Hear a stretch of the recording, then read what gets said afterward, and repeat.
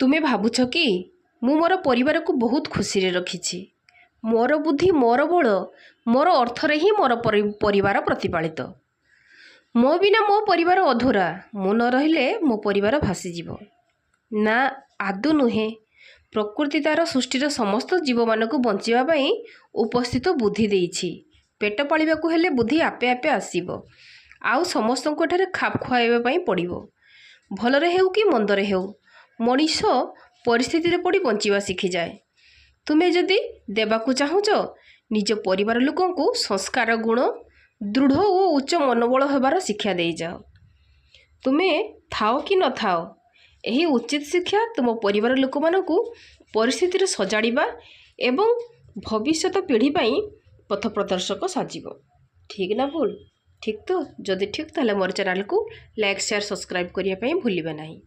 ରହୁଛି। ଜୟ ଜଗନ୍ନାଥ।